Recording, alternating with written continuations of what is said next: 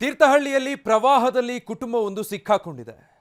Car ಸಮೇತ ಪ್ರವಾಹದಲ್ಲಿ ಹೀಗೆ ಸಿಕ್ಕಾಕೊಂಡಿದ್ದವರನ್ನ ಸದ್ಯ ರಕ್ಷಣೆ ಮಾಡಲಾಗಿದೆ. ತೀರ್ಥಹಳ್ಳಿಯಲ್ಲಿ ನಡೆದಿರುವಂತಹ ಘಟನೆ ಇದು. ಶಿವಮೊಗ್ಗದ ಆಗುಂಬೆ ಭಾಗದಲ್ಲಿ ಧಾರಾಕಾರ ಮಳೆ ಆಗ್ತಾ ಇದೆ. ಹೀಗಾಗಿ ಮಾಲತಿ ನದಿ ಅಪಾಯದ ಮಟ್ಟ ಮೀರಿ ಹರಿತಾ ಇದೆ. ಪ್ರವಾಹ ಪರಿಸ್ಥಿತಿ ಸೃಷ್ಟಿಯಾಗಿರೋದು. ನಾಬಳ ಸೇತುವೆ ಕಂಪ್ಲೀಟ್ ಜಲಾವೃತ ಆಗೋಗಿದೆ. ಈ ಸೇತುವೆ ಬಳಿ ಕಾರ್ ಸಮೇತ ಕುಟುಂಬವನ್ನು ಸಿಕ್ಕಾಕೊಂಡಿತ್ತು. ಹೊನ್ನಾವರ ಮೂಲದ 6 ಕುಟುಂಬದ ಸದಸ್ಯರನ್ನ ಅಪಾಯದಲ್ಲಿದ್ದವರನ್ನ ರಕ್ಷಣೆ ಮಾಡಲಾಗಿದೆ. ಕಾರಿನ ಮೇಲೆ ಕುಳಿತುಕೊಂಡು ರಕ್ಷಣೆಗಾಗಿ ಮೊರೆ ಇಡ್ತಾ ಇದ್ರು ಇವರೆಲ್ಲರೂ. ಮಕ್ಕಳು ಸೇರಿ ಒಟ್ಟು 6 ಜನ ಇದ್ರು.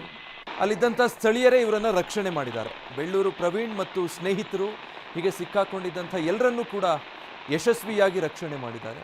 ದೃಶ್ಯಗಳು ನೋಡ್ಬೋದು ನೀವು. ಮಗುವನ್ನು ರಕ್ಷಣೆ ಮಾಡ್ತಾ ಇರೋದು, ಜೊತೆ ಕಾರಿನ ಟಾಪ್ ಮೇಲೆ ಜನ ಕುಳಿತಿರೋದು, ಅವರು ಸಹಾಯಕ್ಕಾಗಿ ಅಲ್ಲಿ ಮೊರೆ ಇಡ್ತಾ ಇರುವಂಥ ದೃಶ್ಯಗಳು ಇದು. ಇದನ್ನು ಗಮನಿಸಿದಂಥ ಸ್ಥಳೀಯರು ಎಲ್ಲ 6 ಜನರನ್ನ ರಕ್ಷಣೆ ಮಾಡಿದ್ದಾರೆ. ಚಿಕ್ಕ ಮಗು ಕೂಡ ಇತ್ತು ಅವರ ಜೊತೆಗೆ. ಒಟ್ಟು 6 ಜನ ಕಾರಲ್ಲಿದ್ದವರು. ಸೇತುವೆ ಮುಳುಗಡೆ ಆಗೋಗಿದ್ರಿಂದ ಕಾರು ಅಲ್ಲೇ ಸಿಕ್ಕಾಕೊಂಡಿದೆ. ಅಲ್ಲಿಂದ ಹೊರಗೆ ಬರೋದಕ್ಕೆ ಸಾಧ್ಯ ಆಗದೆ ಅಲ್ಲಿದ್ದಂಥ ಕುಟುಂಬಸ್ಥರು ನೀರಿನ ಮಧ್ಯೆ ಸಿಲುಕಿ ಅಪಾಯದಲ್ಲಿದ್ದರು. ನಮ್ಮನ್ನು ರಕ್ಷಣೆ ಮಾಡಿ ಅಂತ ಹೇಳಿ ಮೊರೆ ಇಡ್ತಾ ಇದ್ರು. ಇದನ್ನು ಗಮನಿಸಿದಂಥ ಸ್ಥಳೀಯರು ಕೂಡಲೇ ಅವರ ಸಹಾಯಕ್ಕೆ ಧಾವಿಸಿದ್ದಾರೆ. ಎಲ್ಲ 6 ಜನ ಸೇಫ್ ಆಗಿದ್ದಾರೆ.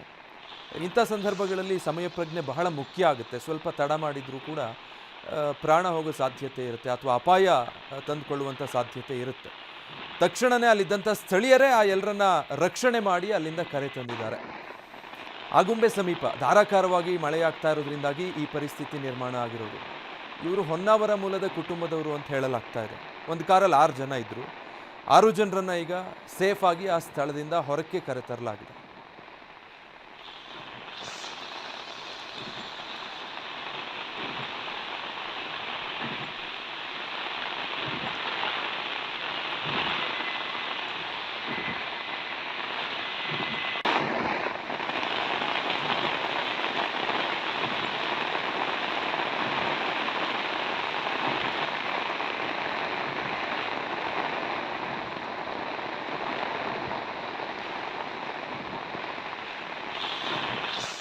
ಡೀಟೇಲ್ಸ್ ಕೊಡ್ತಾರೆ ನಮ್ಮ ಪ್ರತಿನಿಧಿ ಬಸವರಾಜ್. ನಾವು ನೋಡ್ತಾ ಇದ್ವಿ ದೃಶ್ಯದಲ್ಲಿ ಪ್ರವಾಹ ಪರಿಸ್ಥಿತಿ, ಜೊತೆಗೆ ಕುಟುಂಬ ಸಿಕ್ಕಾಕೊಂಡಿತ್ತು, ಅದು ಕಾರಿನ ಸಮೇತ.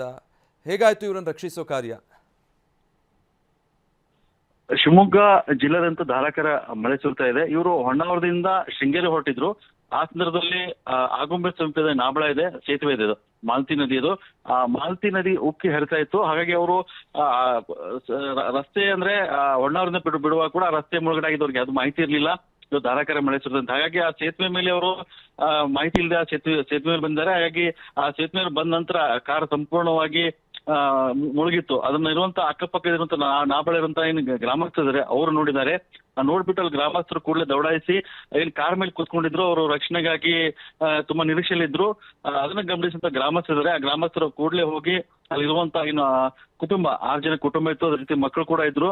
ಆ 6 ಜನ ಕುಟುಂಬನ ಅಲ್ಲಿಂದ ಏನು ಆ ಸೇತುವೆ ಮಧ್ಯದಲ್ಲಿ ಸಿಕ್ಕಾಕೊಂಡಿದ್ರು ಅವ್ರನ್ನ ಸುರಕ್ಷಿತ ಸ್ಥಳಕ್ಕೆ ಅಲ್ಲಿಂದ ಕರ್ಕೊಂಡ್ ಬರ್ತಾರೆ, ರಕ್ಷಣೆಯನ್ನು ಕೂಡ ಮಾಡ್ತಾರೆ. ಹಾಗಾಗಿ ಮಲೆನಾಡು ಭಾಗದಲ್ಲಿ ಅಂದ್ರೆ ನಿರಂತರವಾಗಿ ಮಳೆ ಸುರ್ತಾ ಇದೆ. ಮಳೆ ಸುರಿದ ಅದರಲ್ಲೂ ಕೂಡ ಅತಿ ಹೆಚ್ಚು ತೀರ್ಥಹಳ್ಳಿ ಭಾಗದಲ್ಲಿ ಆಗುಂಬೆ ಇದೆ. ಆಗುಂಬೆ ಭಾಗದಲ್ಲಿ ಮಳೆ ಜಾಸ್ತಿ ಆಗಿದೆ. ಆ ಮಾಲತಿ ನದಿ ಕೂಡ ಅಪಾಯ ಮಟ್ಟ ಮೀರಿ ಹರಿತಾ ಇದೆ. ಅದರ ಜೊತೆಗೆ ತುಂಗಾ ನದಿ ಕೂಡ ಹರಿತಾ ಇದೆ. ಹಾಗಾಗಿ ಈ ಒಂದು ಸೇತುವೆ ಮುಳುಗಡೆ ಆಗಿದ್ದು ಗಮನಿಸಿದ್ರೆ ಆ ಕುಟುಂಬ ಕಾರ್ ಮೂಲಕವಾಗಿ ಬಂದು ಸಂಕಷ್ಟಕ್ಕೆ ಸಿಲುಕೊಂಡಿದ್ರು. 6 ಜನ ಏನು ಕುಟುಂಬದ ಸದಸ್ಯರಿದ್ದಾರೆ, ಅವ್ರನ್ನು ಕೂಡ ಸುರಕ್ಷಿತವಾಗಿ ಏನು ಅಲ್ಲಿಂದ ಕರ್ಕೊಂಡ್ಬಂದು ಅವ್ರಿಗೆ ಚಿಕಿತ್ಸೆಯನ್ನು ಕೂಡ ಕೊಡಿಸಿದ್ದಾರೆ. ತುಂಬಾ ಅಂದ್ರೆ ಸುಮಾರು ಒಂದು ಅರ್ಧ ಗಂಟೆ 3/4 ಗಂಟೆ ಕೂಡ ಈ ಒಂದು ಹರಸಾಹಸ ಆಯ್ತು. ಆ ಹರಸಾಹಸ ಪಟ್ಟು ಅಲ್ಲೊಂದು ರಕ್ಷಣಾ ಕಾರ್ಯಾಚರಣೆ ನಡೀತು. ಎಲ್ಲಿ ಕುಟುಂಬದ 6 ಸದಸ್ಯರು ಈಗ ಸುರಕ್ಷಿತವಾಗಿದ್ದಾರೆ. Vijay, thank you Basavaraj. So ಒಂದ್ ಕಡೆ ಆ ಕುಟುಂಬದವರು ಸಿಕ್ಕಾಕೊಂಡಿದ್ದು ಇಷ್ಟೊತ್ತು ಗಮನಿಸ್ತಾ ಇದ್ವಿ. ಇದು ಪ್ರವಾಹದಲ್ಲಿ ಸಿಕ್ಕಾಕೊಂಡಿದ್ದಂಥ ಕಾರನ್ನು ಕೂಡ ಅದಾದ್ಮೇಲೆ ಹಗ್ಗ ಕಟ್ಟಿ ಅಲ್ಲಿಂದ ಎಳೆದು ತಂದಿದ್ದಾರೆ. ಮೊದಲಿಗೆ ಸಿಕ್ಕಾಕೊಂಡಿದ್ದವರೆಲ್ಲರನ್ನು ಕೂಡ ರಕ್ಷಣೆ ಮಾಡಲಾಯಿತು. ಇದೇ ಕಾರಿನ ಮೇಲೆ ಹತ್ತು ಕೂತಿದ್ರು ಅವರೆಲ್ಲ. ಯಾಕಂದರೆ ಕಾರು ಬಹುತೇಕ ಮುಳುಗಡೆ ಹಂತಕ್ಕೆ ಹೋಗಿತ್ತು. ಕಾರೊಳಗಿರೋ ಪರಿಸ್ಥಿತಿನೂ ಅಲ್ಲಿ ಇರಲಿಲ್ಲ. ಓವರ್ಫ್ಲೋ ಆಗ್ತಾ ಇತ್ತು ಬ್ರಿಡ್ಜ್. ಹೀಗಾಗಿ